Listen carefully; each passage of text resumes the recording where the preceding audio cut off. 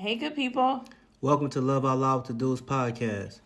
We have tough conversations about our relationships to help you improve yours. We're not perfect. We're just sharing our journey in hopes you can avoid some of the hurdles we've had to overcome. This is a safe space. Let's improve our relationships together as we love out loud. Welcome.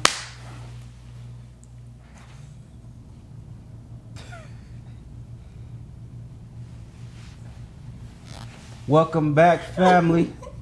And if you're new here, I'm Joe. And I'm Amani. And this is Love Out Loud with the Dudes. We have a very special episode for you guys this week. I know we say that every week, but it's like kind of true at this point. Like, we go through so much and we speak to so many different people. And we just come and give you guys everything we got to give. So this episode is going to be a little different, but very impactful. And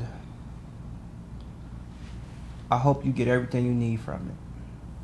On this episode, we're going to talk about just some different things that I've been battling this week. So I'm going to give you a little backstory, and then we'll walk you through.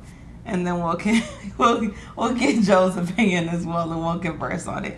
So I went through my villain era, right? Like, I went through the era of time where people felt like I was doing things to them, or I was offending them, hurting their feelings, just different things that I was not aware of. It wasn't just a feeling, though. It was actually happening. I mean, yeah, that's how they felt. Yeah. But that's not only how they felt. It was some things that you were doing. I didn't say I didn't do it. Okay, I'm saying that my actions made them feel a way. Okay. Those are both facts. Okay. So I was doing things that was affecting people, and I won't even blame it on the fact that I was young. However, I was young and I just was not as self-aware as I am now. So I was just doing things to make sure that I was good, but not necessarily checking in with other people to make sure that they were good with those things as well. And at that time, it really didn't matter to me if they were okay with those things, until they brought those things to me and they told me how those things made them feel. And at that point, I was then made aware of how I was offending other people. And I apologized. And I went on what I would call an apology tour. I had so many people that I had to apologize to just off the strength that I was not aware how my actions were affecting other people, because nobody had ever told me. Like, I didn't live in this space where people were, constantly coming forward and saying, you're making me feel like this. That wasn't my reality. So it wasn't until people started coming forward and saying, you doing this is making me feel like this, and I was like, dang, and I really had to sit with that. And in me sitting with that, I became aware of, or more self-aware of, how I was making people feel. I call that my villain era. Right after that, I went through what I would call my apology tour. Now I'm more aware of the way that I'm affecting other people and how people feel about the things that I'm doing, and I apologize for that. I was not aware at the moment. Now I am. I see how that affects you. I apologize. In that time, I didn't necessarily like how fast people forgave me. Some people took a long time to forgive me for something that I felt like I just was not aware of as it was happening. And there was nothing I can do about that, because I have offended you, and I can't determine how fast you're going to receive and be able to move forward, if ever at all. The funny thing is, now I'm on the other side of that coin now, right? I consider myself more self-aware than I was before. And now people are doing things to me that I'm having to confront them about because I am offended by their actions. And now I'm dealing with the fact of, how fast do I forgive them and move on? Or if I do, and do I want to? And I feel like part of me is like, you have to give people grace, because just as I had to learn, they had to learn. And then the other part of me is like, well, I'm okay if you stay on that side because now that you've done these things that I'm not comfortable with, I don't want to move forward with the friendship. So that's kind of where I am right now. I'm in this weird space. And it's tough to say because I understand that part, right? I was there, but now that I'm on the other side, I'm like. And for context, this is the first time we having this conversation because she really wants my opinion on how I feel, and it's gonna be interesting. So my first question is, for more context to the audience, how long were you in this villain phase? Also, from you being in a villain phase to the space of you being self-aware to get to apology tour, how long was that? How long was the apology tour? And now, how long have you been on the self-awareness side? I would say, I mean, the villain space is different per person, right? Because somebody I could have been in that phase with for 4 or 5 years where they never said anything to me, and somebody it could have been 30 days. Right. So you on the cusp of your birthday eve of 31. Mm-hmm. What age would you give for yourself to be in this villain phase? Oh, Up until what age? But this is okay, I'm going to answer your question. No problem. It was not my entire life up until that phase. Right. I think there was. We just doing adult years, because I would say, I'm about to be 31. I would say 24 to like 28. What was your villain phase? I mean, some people would say. Sure. I would say I was not as self-aware as I am now. I would say that 100%. Okay. So from like 18 to 24 doesn't count at all? Or just... I mean, I don't know. It depends on who you asking. Okay. Like, that's what I'm saying. Okay. Like, no problem. I don't know. You told me forward. Up until yesterday. Like, I don't know what you want me to say. Okay, so once you became self-aware, how long did it take for you to... Oh, I see what you're saying. Like, I don't know. So up until 28. Okay. How long from you being aware at 28 did you go on an apology tour? Oh, immediately. Like, as soon as I was aware, I started apologizing. Okay, how long did that take? The total apology tour? Yeah. A month, 2 months. Okay. And then, so we're going to say, so from 28 and a half to 30. So about the time we've been married. So. That's what you got out of this. Of course you did. Yes. But, stretch.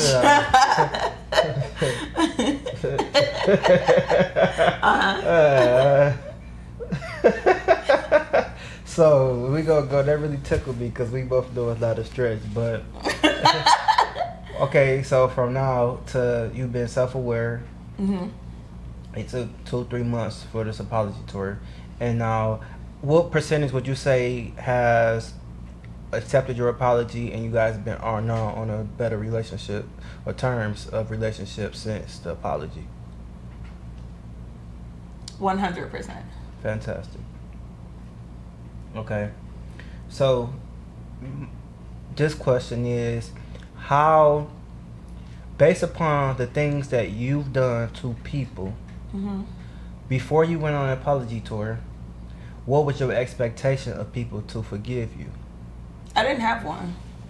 I wasn't necessarily doing it for them to forgive me. Right. I was doing it more to bring acknowledgement to the fact that I was aware of my actions now and that I would work to be better in the future. And I apologize for how I was before because I was not aware how some of the things that I was saying was coming off. I was just a very blunt and direct person. Yeah. So what were you okay with not having relationships with any of those people? 100%. Okay. And I had to be, because I did it. Like, once you did it or you said it and you realize how it came off or how it offended somebody, I mean, you gotta be okay with them never getting back on that other side, because do you deserve it? Like, and then I had to turn it on the other side. Would I do that? Would I bring somebody back who has done that to me or said those things to me? I don't know. I guess that's why I'm at the point that I'm at now. Right. But I was okay either way. But I did want to make their feelings, I did want to acknowledge their feelings, and I did want to acknowledge what I did, because those are facts. Well, what I did was facts, but how they felt is how they felt about what I did, or what I said to them. So I did want to acknowledge that, but I was okay either way if it didn't go back to where it was. Yeah, but my next question would be, would you be okay? Did you ever consider it being better than what it actually was? The relationship? Yeah. Mm-hmm. Because based upon you being a better individual, then it's more likely that you can have a better relationship because you are better. Yes. And I guess I crossed that bridge more when some people reacted differently than other people. Like, some people were like, oh, okay, I'm glad you got to this space. Okay, let's move forward. Mm-hmm. And I think that's when it became a realization of, this is something that could actually move forward in a progressive way from here. Right. So do you think, I guess the real mindset would be based on the forgiver, or the forgiver, because if they would have to have a conversation with themselves on just understanding who you are at that present moment, and just really have high hopes of you becoming better so y'all can get to the space in which y'all are now. Mm-hmm. So for anybody that you have to forgive, you have to ask yourself, do you believe that they have better in them? Okay, that's a great question. And I'm going to say first, the people that I'm on the fence about letting back in, since I have been on the other side of being more self-aware, I have forgiven them for things that they have done in the past, just off the strength that I understand what that was like. When you are not aware of how you're coming off for things that you are doing to people, I have forgiven them just off the strength of they are not aware, just as I was not aware. And I'm glad that somebody was able to forgive me in that time. So since I have been more self-aware, I have forgiven them for things that they have done that I assumed that they were not, or that they've come to me and tell me in their apology that they were not aware that they were doing. Right. Where my issue lies is when they keep doing it again, right? So on my side of being more self-aware, I'm very intentional about never doing those things to people again, right? The things that made them feel like, why are you doing this to me? How are you hurting me like this? I am very intentional not to do those things to them again. And I really take time to second and third and fourth think about things before I say them to them, before I do them to them, because I understand how that has affected them before, and I understand how I came to them before. So I'm very aware of that. So now if these people are doing these things to me and they've apologized, and then they came back and they're doing it again and they've apologized, how many times do I have to continue allowing them in my life to then set me up to feel like this again and then apologize? Okay, this is not a blame. Because at one point, it's not your villain area, you're just a villain. This is not a blame. Is there anything that you can do differently? Or is there any way you can have a different relationship with the people? Absolutely. I can have less of a relationship with them. And why is that? Because I feel like I want to, once I realize that we are, why are you on your phone? I'm listening to you. I am pulling something up to have conversation. Okay. So once I realize that I do want us to move forward, I make adjustments to the relationship, and I think maybe I should make an adjustment and pull back, because I'm so ready to go back to where we were, because I enjoyed that space.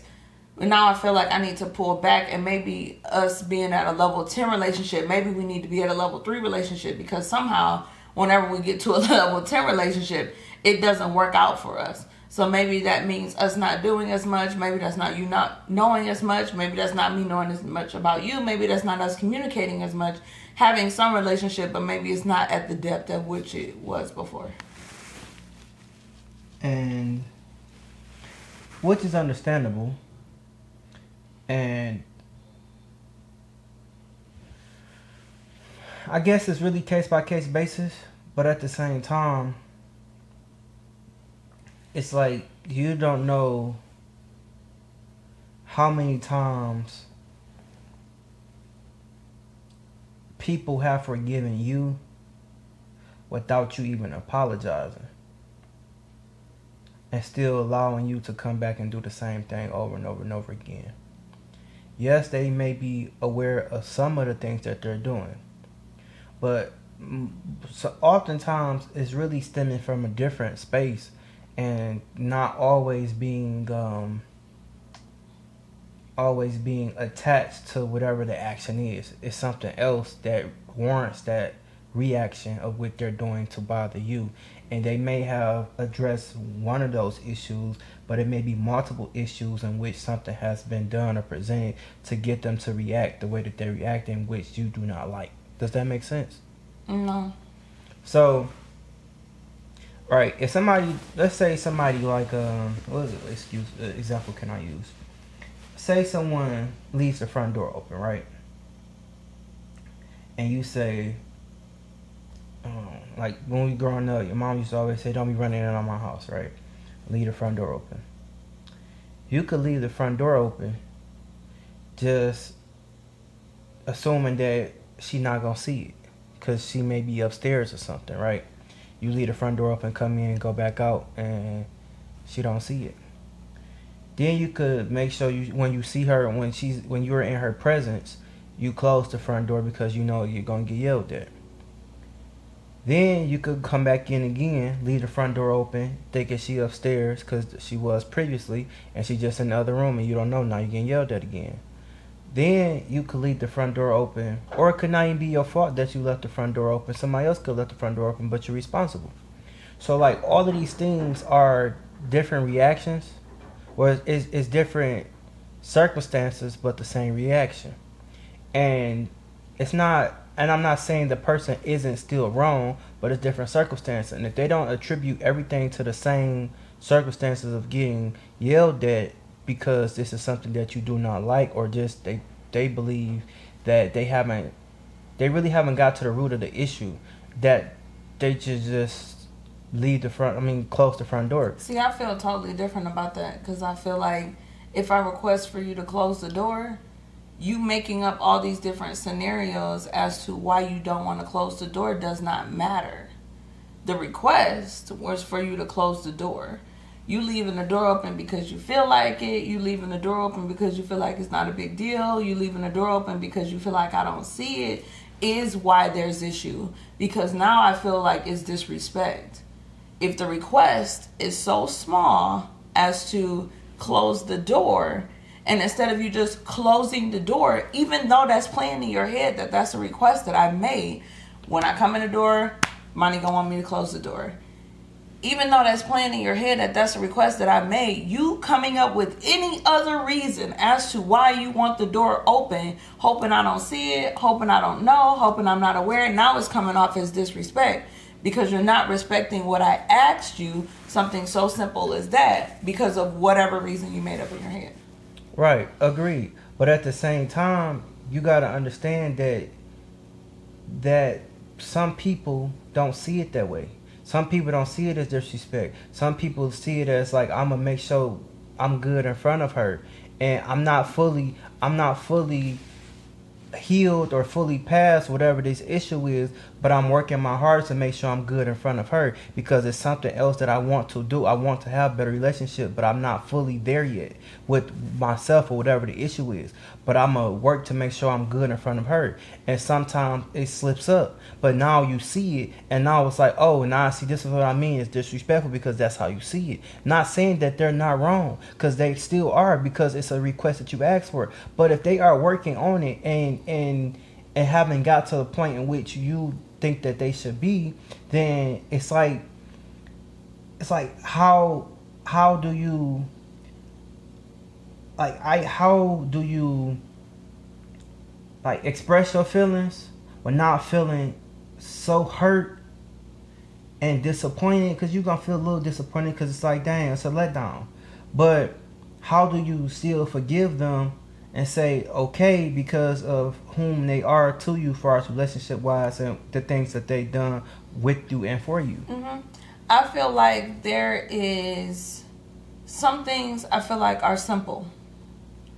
I feel like me asking somebody to close the door when they come in the house is simple. And this is just an example. Right. But I feel like me asking somebody something so simple as to close the door when they come in the house, I feel like that shouldn't take an extended period of time and 10, 12, 20 conversations for us to have for them to understand that. And at some point, if they're not able to understand that, and I have to keep expressing to them that this is something that I request, to me, it feels like disrespect. Because I feel like they should be able to comprehend a simple request. So now, instead of me offending them, or instead of me continuing to go back and forth with them, or instead of me building up resentment or frustration towards them because I feel like, why can't you take care of this simple request? I just remove myself. I remove myself from the space. I remove myself from having communication with them. And I go have communication with people who this is not a tall task. Because the last thing I could do is expect somebody to do something that they're clearly not capable to do. And the definition of insanity is continuing to do the same thing, expecting different results. So at some point, I'm just not going to ask them anymore. I'm just going to remove myself from having a relationship with them. Because something that simple shouldn't take 20 conversations, in my opinion. Right, in your opinion, right? And it's some things that you see simple, some things that you did not do in your past. Do you think that's complicated? No, what I'm saying is, it's not about what I think. I'm just asking you your opinion. Right. It's like, at the same time, different, same breath, it's like things that you've done in your past, people have felt was so simple. Like just apologizing for an action. Just to say that I'm sorry, that I apologize. Because you've been a person who stood 10 toes on, it's what I said, was what I'm going to do, is who I'm going to be, and that's what it is. So somebody could forgiven you of something because all they asked is for an apology. I've heard that you laughed at somebody's face when they asked for an apology prior. So that's something simple that somebody asked for.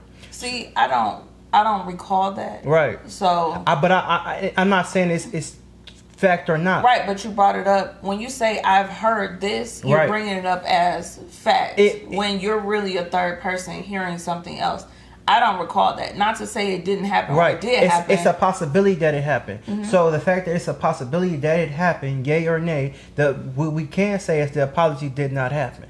At that time. And that's a simple request somebody asking for. So now that's simple. Then they have to ask you again, and it may or may not happen. Then they have to ask you again, and which I'm pretty sure more than one or two or twice has an apology been requested because it was years of the villain era. So to get to a point to where you have to get to an apology tour. But somebody could say, hey, a simple thing is just apologizing for your action is all I'm requesting. And that they giving you grace because you did not do it.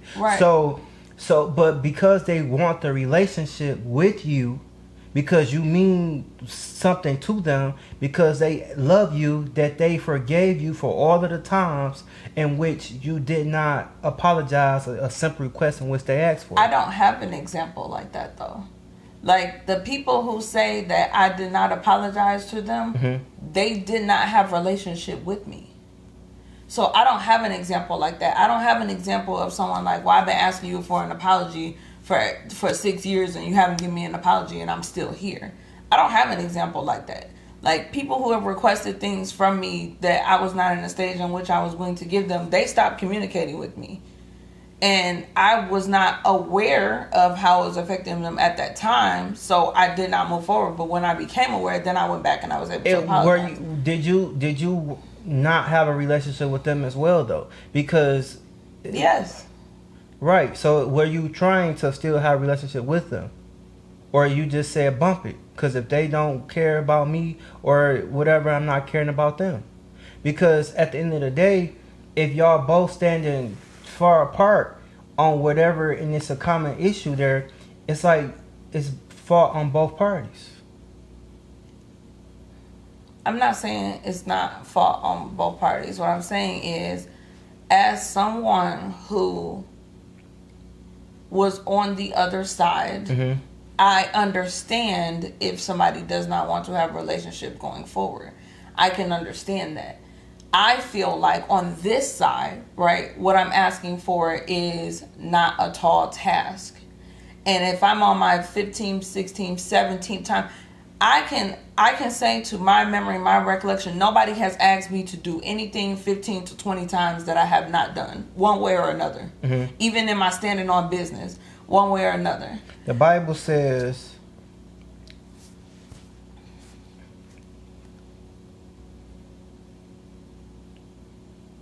Peter asks, Lord, how often will my brother sin against me and I forgive him?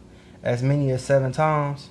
Jesus said to him, I do not say to you 7 times, but 70 times, 77 times. And which, not saying, it's not just saying to forgive 77 times, it's really saying that however many times is needed to forgive them. Because A, nobody's perfect. B, it's understanding that we all have issues to work through. And really for me, the way I judge it is based on pros and cons.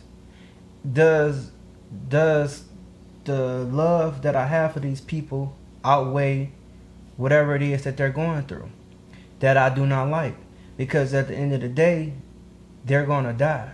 And I'm not saying you have to be put up with just whatever, but at the same breath, if you're going to stand and have to a point to where you do not want to have a relationship with them based upon the things that their shortcomings in which they have not become better at, if they died tomorrow, are you okay with them dying? You have to be at some point. Right, and that's my point. Because at some point, if same thing, how you have to weigh pros and cons. I have to weigh how the things that they're doing affects me. Agreed. Right? If somebody is doing something continuously to me that I'm asking them not to do, whether they're working through it, whether they're in a phase or whatever, I still get to choose, not even if if I'm going to allow them back in my life or not, but then two, the rate of speed in which I do it. And in that time, I have learned that I have to be okay with if they die. My mom is somebody who always would guilt me into, she would always say, well, we should hurry up and get over this because one day I'm going to be cold and I'm going to be dead. Mm-hmm. And you're going to wish we had this moment. Mm-hmm. So that has been something that has always resonated with me, is even when I'm not in a good space with somebody, I have to be okay with the fact that they may die. Mm-hmm. They may die while we're not in this good space. But I can't let the fact that they may die put me back in a situation that I'm not ready to be in at this current moment. Right. That, to me, those have nothing to do with each other. So what I mean by that is, like my sister, she stands 10 toes down on bump everybody. She don't care about nobody. It's only her. Mm-hmm. And she's the first one up there crying over the casket. Mm-hmm. and ready to jump in the casket. If that's who you're going to be, not you, just anybody who's listening to this, if that is whom you're going to be when somebody passes away, you have to get to a point to not only forgiving them their actions, but get to a point where you can have a conversation with them so that you can work with somebody else to get to a better point. Because oftentimes they may not be fully understanding what you're saying because it's coming from you. So if it comes from someone else, like a therapist or a mediator that can get in between you so you guys can really get to the depth of the issue, then things can change. That's if they're willing to. one thing I've learned in life is that there are a lot of people who are just where they are, and they may be where I was. Mm-hmm. You know what I'm saying? And I had to get to a point of understanding and growth to get to this space. But in that time, I couldn't be mad because somebody didn't want to hang out and chill with me and bump with me if that's where I was at in that time. Agreed. So it's like to like my say, dad, he said, I'm not alone. And where he at? Yeah, he like, I'm not lonely, I'm just alone. Yeah, and he's totally fine with Yeah. that. Like, he's comfortable in his space because he understands how he rubs off and how he affects other people in having relationships. Right, and he's not willing to change. He's not willing to change. Yeah. And there are some people who are like that. And if I'm dealing with somebody who is not willing to change, I have to get to a point of willing to be hurt and affected by this person, by the things that they're blatantly willing to do because they're not willing to change. And what I'm saying is, even though I may not be in a space right now of being able to move forward, I don't feel like it's fair for people to be like, oh, well, you're being selfish, or oh, well, you was once this person, so you should be more understanding, because I am the person who has to deal with this at the end of the day. I'm the person who has to sit with this. That person is going to be whoever they're going to be, and they're going to continue to be. And it is my prayer that they get better, and it is my prayer that they change. But in the event that they don't, I open myself up to be hurt by this person again. I think the question that has to be asked before you accept forgiveness, or after you accept forgiveness, but before you move forward, is, are you willing to change? And they say yes. How? And they give it a resolution, and then they do it again. Because the person that we're talking about has done this. They have done this. They have gave resolution, and they have promised to change. And when the rubber met the road, they did the same thing again.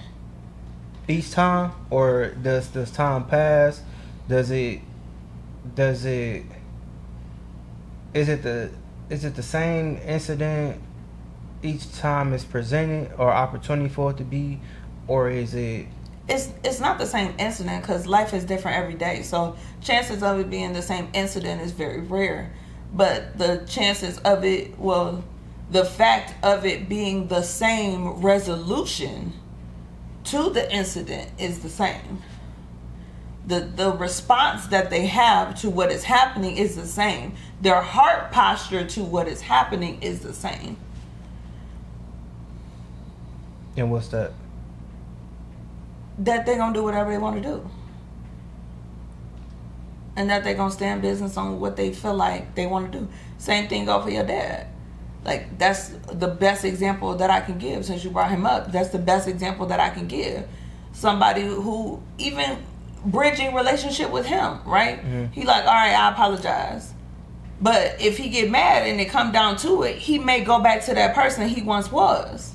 And he may say those things that he already said. Mm-hmm. And when you have conversation with him and he apologizes and he comes forward and you say, okay, what are you going to do different? He said, this is what I'm going to do different. But we both know when it comes down to it, he may make a totally different choice and do that same thing again. Yeah, okay, so see, with my dad, him apologizing is big for me because it's something he never done. So the fact that I don't expect for my dad to be different, like, especially not right away, because it's who he's always been.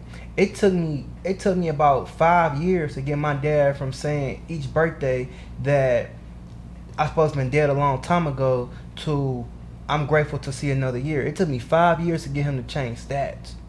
So the fact that I understand that, like, what my dad, is going to take time, because he's been this negative person more than he's ever been somewhere that even looked to a positive outcome. So I'm like, if I could just drop nuggets here and here and here, and then I just limit to, okay, well, I'm not about to talk to him today because I just don't feel like that in my spirit to talk to him today.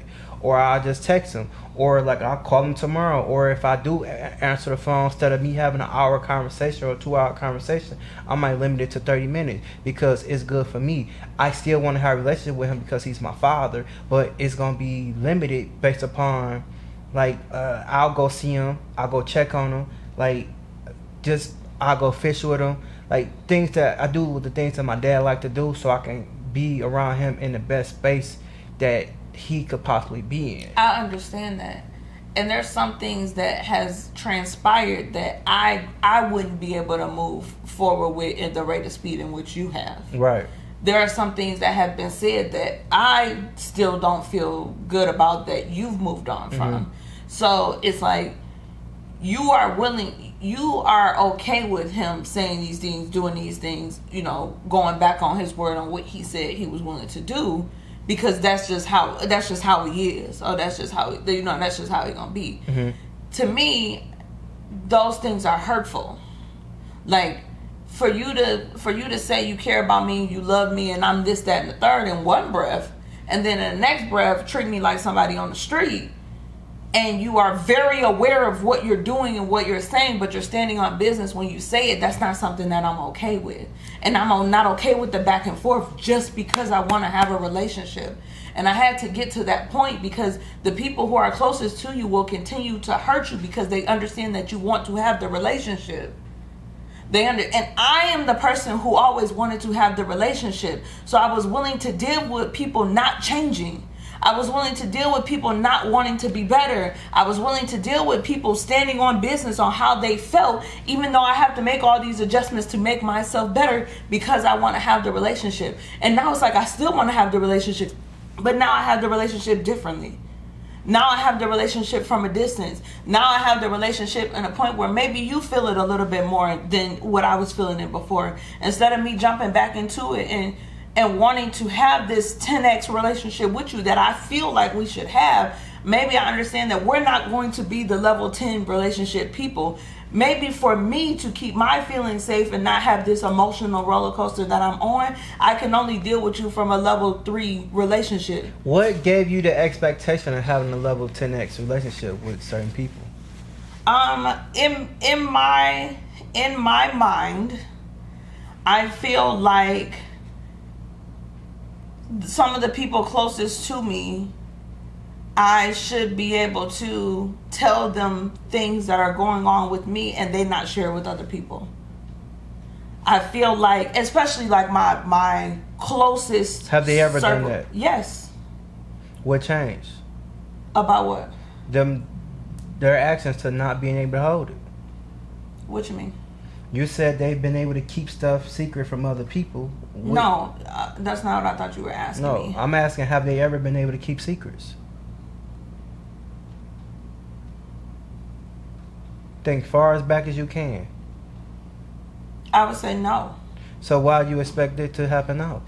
Same reason we let people back in to have relationships. No, but just like you said, it took you 5 years for your dad to understand. So I give them little bits of information, hoping it don't make it back to me. Right. That's the only way I can test that you changed. If you say you changed, you promise you changed, you cried you changed. If they never said that I'm gonna keep your secrets, they have though. Okay, well they have. Well, if they said that and they haven't done it, then you can't share nothing else with them unless you want the world to know. I know, and that's why I only give them nuggets to see if that makes it back to me. What I realized, because my mom the same way, I think that it's more excitement than anything. And I know, and I know, like, when you tell somebody something, you don't want them to say it.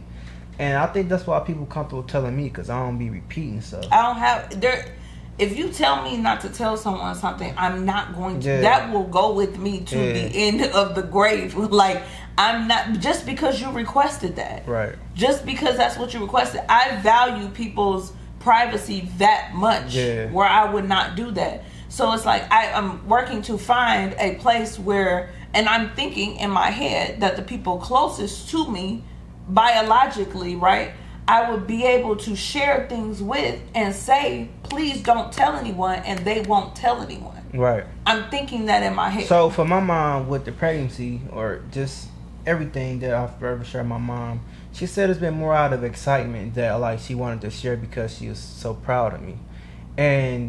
And I'm like, okay, I understand that, but to me, you can be excited inside of yourself, because I'm asking you not to say anything.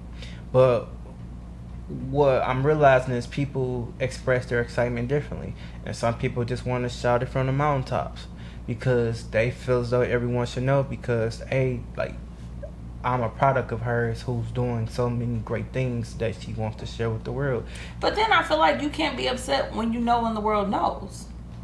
Like, you can't say, well, I feel like I'm your mom, you should have told me first if I was going to tell you and then you was going to tell the world. Right. Because at that point, you could just find out when the world find out. Right. Because if your level of excitement is like that and it looks like that, and you're not able to hold something that I'm telling you is near and dear to me, and there will be a time in which it is. It gotta released. be a little small window. That's what's gonna get them. Yeah, but if that is your threshold, then you can't be upset when you don't know when things happen. You can't be upset. Yes, they can. I'm gonna tell you why. No, you can't. I'm gonna tell you why. Because they have feelings. No, but I do too. Right. And my feelings is disrespected every time I ask you not to tell somebody something, and you do. So what I'm saying is they can be upset because they have feelings, but you don't have to.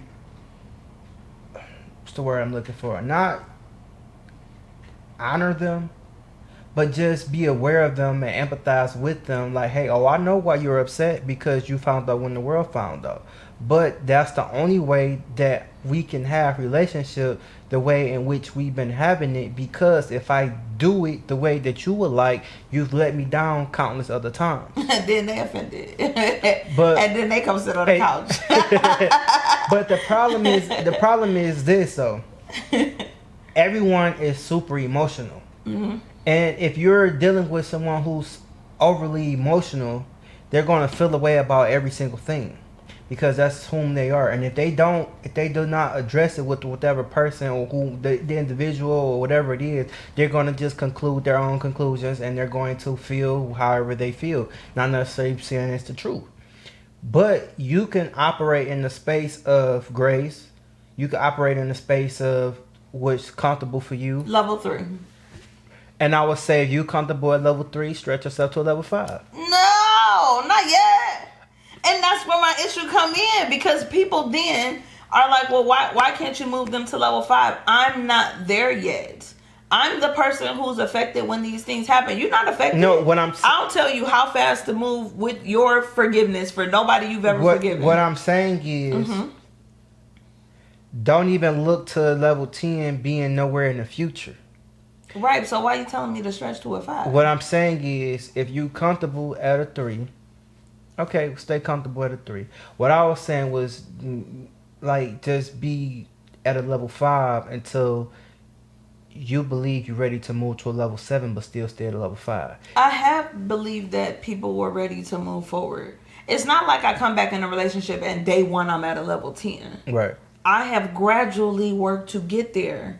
Through their actions, through their words. But according to some things, when people feel like, oh, well, this is just what I want to do, then they just do it.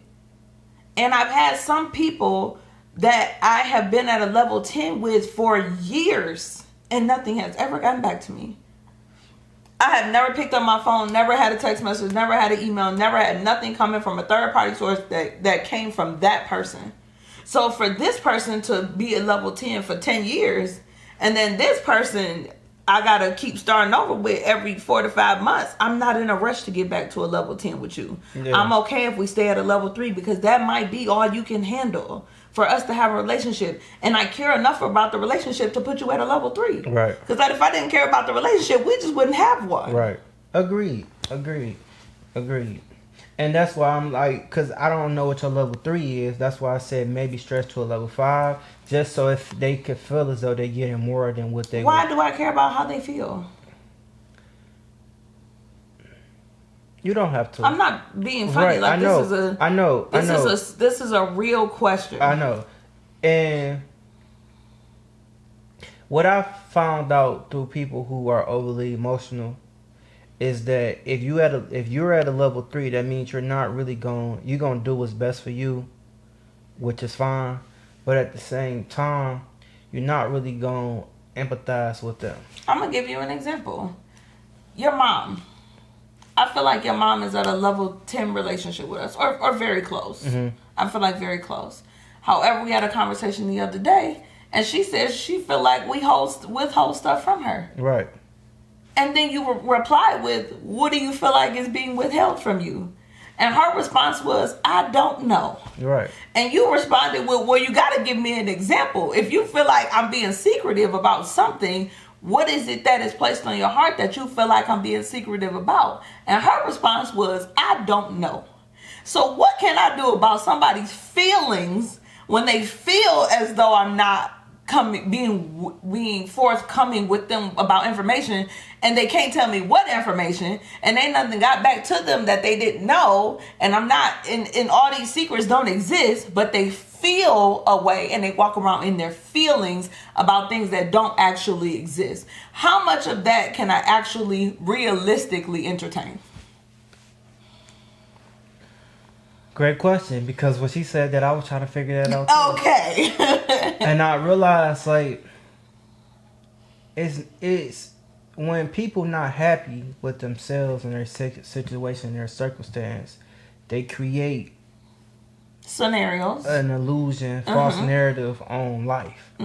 Instead of opening their mouth and having conversations, because if it's something that you felt like you didn't know, you have to be able to tell what it is that you didn't know.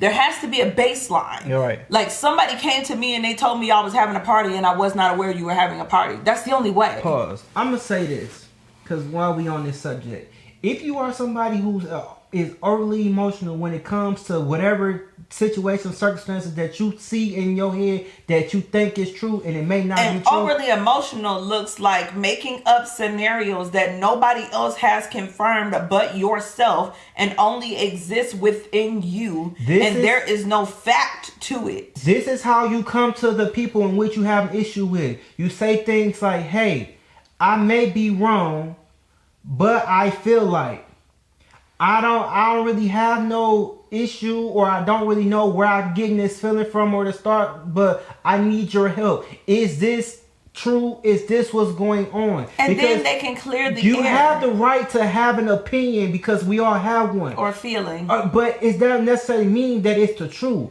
But the only way to get the truth is to confront whomever you have a thought with or about. Because if it only lives in your head, you're going to create a narrative in your mind and in your heart, and your actions are going to reflect that. Because as a man thinketh in his heart, so is he. So is he.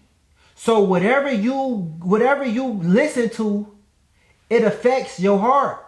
And then turn around and affects your actions. So you got to be careful on what you see and what you hear. And what you tell yourself. Because if you don't, you're going to be ruled by whatever way the wind blows. And that's the part that I have a difference with. Because I am learning to take things to people when I feel a way. Right? So...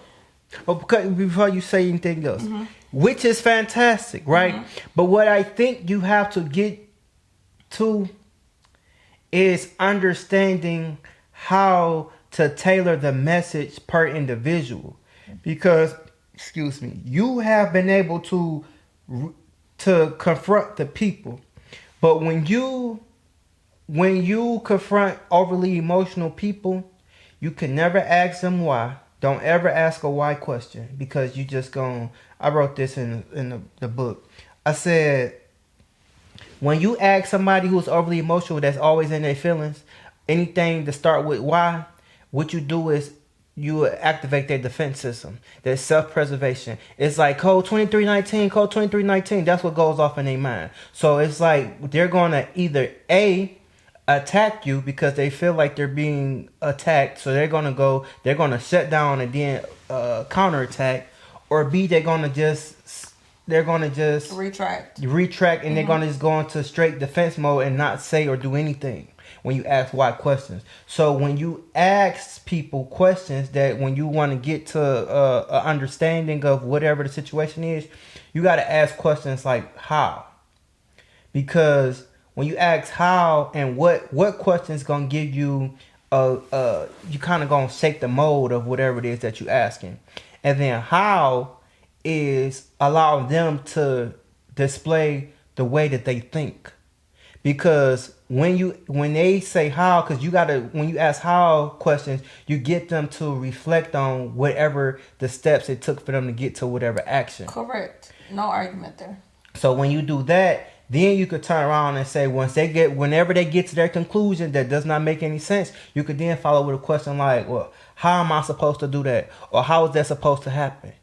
Because now it gets them to get to a point in which you've got your why answer without ever asking why. But I feel like people don't get to that place with me. I feel like people feel away. They don't bring it up.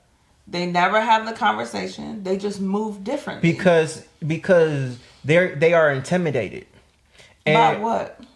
You, just the way you talk, the way you stand, they are intimidated. So this is why I'm telling you, like, change the way that you ask questions. I don't have questions though. Start having questions because Why? Because it's when you have questions, you come off less of a threat. Because you are seeking understanding. You are not. I don't have questions though. There's nothing that I'm seeking to know. I feel like issues don't exist unless they're brought up. I can't assume that you feel a way because your behavior has changed.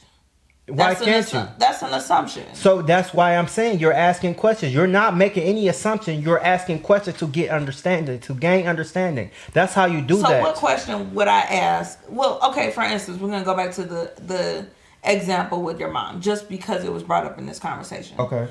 There was no indication that this person felt a way about anything. So why would I ask a question? You wouldn't. But okay. your statement was when people move differently, you can't assume, but you see that their actions have changed. Well, for that that's the situation that 95 times out of 10 I'm in. Right. That person hasn't said anything. But you can see their actions. But I don't feel like I've seen her. I don't know, because I feel like that's your mother. So right. Unless you brought something to me like she's acting different, I've only known her to behave this way. Right. So for me, that's factory norm. But if you said something about her acting different or feeling away, then that would be the only thing I can go with. Right. But that's the situations that I have with majority of people, is that I don't know until it's a thing. Right. I don't know until they come out and tell on themselves about the thoughts that are behind No, it. you see people move differently. But I don't care to have the conversations. But for the ones that you do, this is how you do it. Because if you don't, that's why they shut down and you don't get to a point where you want to get to, is because the way that the communication is being had. If you go from, this is how I'm telling you to get from a level 3 to a level 5 where y'all can be comfortable there. If you go from a place of empathizing with their feelings, because the one thing you cannot do with somebody who's overly emotional is not empathize with their feelings, because they believe in their heart that they are right. So the minute you tell them, well, you completely wrong, or that ain't what I think, that ain't what happened, they gonna say, how you gonna tell me? Because that's what I saw, because they from a skewed lens. So you have to get to a point where you ask them questions so you can get to the way in which they thought about it, so then they can analyze it all together. The same way you did with my little brother. When you ask him all of those different questions, so he can get to when you tie it all together, and he got that damn look on his face like that don't make any sense. That's how you have to do with overly emotional people, because if you don't, because they got to come to that conclusion themselves. You have the conversation with them so that you can you're showing them that I'm not who you think I am, or the thing in which you think happened didn't happen the way you thought it happened, and I'm coming to you, this non-threatening person that you may have thought I was because of the way I said something, and I'm coming to you as this humble person, and I just want to have a conversation with you. But maybe I'm better to do that on another end, because when I was having that conversation with him, I was having that conversation with him to build a relationship between you and him. Right. To me, I feel like I operate as who I am. And I am the person who's always going to have a conversation with a friend. Like, if you have an issue, just bring it to me. Not even with my friends. With everybody I have a relationship with. It's one of the first things I say to people when I start having a relationship with them. And how many people have brought it to you? Quite a few. Right, and how many people haven't? Quite a few. Quite a few. I don't know. But okay. It don't exist to me. So how many people have you noticed that feel away or move differently that never brought anything to you? Quite a few. Exactly. So pause. So what you have to understand is that people are gonna be emotional and they're gonna feel away and they're not gonna say nothing. That. Like there are people who gon' step, and there's gonna people who not, and they gonna act different, and they gonna behave different. Right. And you want me to make room for them? No, what I'm saying is you just make a conversation for them. That's it. Because if you being the emotional intelligent person that you are, see that there's someone that has an issue with you that you care to have a relationship with and that's the key to it, that I care to have a relationship. Yeah, on some shape or form. Any piece of it. Or if you just feel as though, I think you got to get to a point where you decide that you want to have more conversations with more people that may have issues. Because everybody don't deserve this conversation. Because fuck them. That's what I'm saying. Right, but what I'm saying is for the people that do deserve this conversation. I'm saying for the people that do want to have this conversation. Because some people are not strong enough to bring it to your attention. And so if you have the discernment to see that, hey, there's maybe an issue here, what you have to do is come from an empathetic standpoint and ask questions so that you can that you don't ring the alarm on their defense system, and that you come from a place of you just kind of like a naive space of not knowing because you just want understanding. And you do that by never asking why and asking how and what questions. And if y'all haven't grasped anything by now, having relationships is a lot of work. They are a lot of work. There are so many different personality types that you have to navigate with, and then you have to change yourself and contort yourself to have relationships with different people. Because I'm like, just say it, get it out, tell me how you feel. If you feel away, if I've offended you, if I did something to you. I've had people come to me and they're like, hey, I just want to sit down and have a conversation with you. I feel like I ain't heard from you in the last 60 days. They're emotional intelligent to and have conversation. I can respect that, because now I'm like, oh, okay, I wasn't aware that you felt this way. But I'm not the person who, me personally, my personality type, I'm not the person who just gonna start treating you differently. And you have to understand too, when you have these conversations, this for you guys listening too. When you have these conversations, you have to listen to what they are saying. Of course. No, what I mean by that is not only listen to what they're saying, but then from that, tailor your next question to what they are saying. Like one conversation we had when you're on the phone with people and y'all having a conversation and I give you a question to ask them, it's not because if sometimes too, this is a nugget. If somebody you having a conversation with has repeated something twice, you have not addressed their issue. You have not, whether you think you have or you haven't, if they said it again, you have not said what they need to hear to move forward. So when you have those conversations, you got to say, okay, well, what you're saying is that, or you did something wrong to me too. I've apologized for that. Well, they said, well, you did something wrong to me too, or I ain't getting no apology, and you felt as though you apologized, and you recall a conversation in which you apologized. That was not an apology to them, because whatever they feel as though you have done wrong, you did not own up to and apologize for that. And in relationships, I'm learning, like, it comes in having relationship with anybody. Anybody, you are going to be hurt at some point. Yeah, they're going to do something that you don't like. They're going to do something you don't like. They're going to do something to hurt your feelings. They're going to do something to offend you. And you decide the rate of speed and the frequency in which you can forgive them. And I just was talking to somebody about this the other day. You decide if the relationship is worth the pain or the potential pain that you could be in. Because me opening the door back up to somebody who has apologized and did the same thing, apologized and did the same thing, apologized and did the same thing, I have to think about, if they do the same thing, is that worth the time in which is good? Right? Right. Is the in pain worth the time in which I'm like, this is a great relationship? If the in pain is not worth that, then we can't have a relationship. Right. Because people are going to do things that I'm not going to like. Some things are just more extreme. And that's why it takes me a little bit to be able to place them where I want to place them, to be able to decide what my threshold of pain for this person will be, because I can't let them back where they were. That took me months to get over, and be able to move forward from. So I can't put them there. So maybe I can put them here and see how we do here. And then if they do here good for, a certain amount of time, then I'll gradually move them up. Not tell them that they're moving up, but gradually move them up, because I feel like the relationship is growing enough where I'm willing to endure a little more pain. But the more you open up to somebody, the more you have in-depth relationship, the more you open yourself up to a very impactful pain if things go sideways, or if you have a disagreement, or you don't see eye to eye. It comes with being vulnerable. It comes with a relationship. Yeah, it's part of a relationship. You become vulnerable to people because you open up. You open up. So that's what I'm working and navigating now. Yeah, I believe that what will help you too is if you get the people on the other end to be more vulnerable.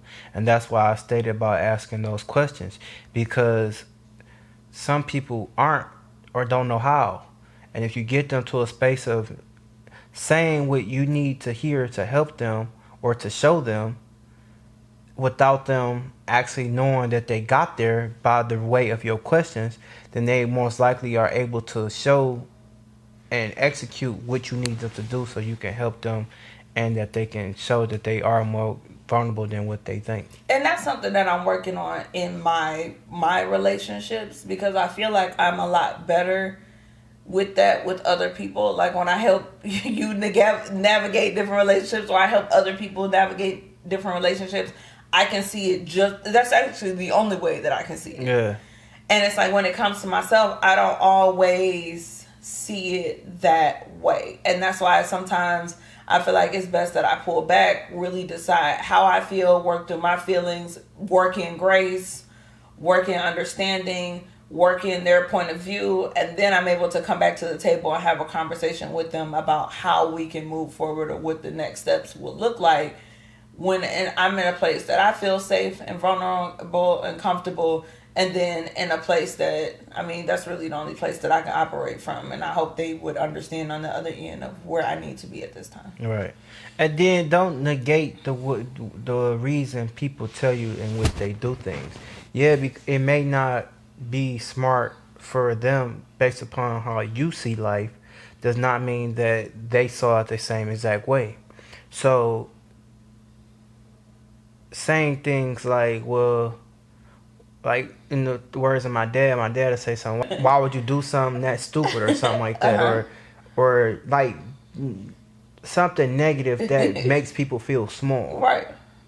Because that may have been their realistic, logical thinking of whatever it is that they done. Mm-hmm. And yeah, it may have not been ideal. It may have not been something you would have done, mm-hmm. but they did it.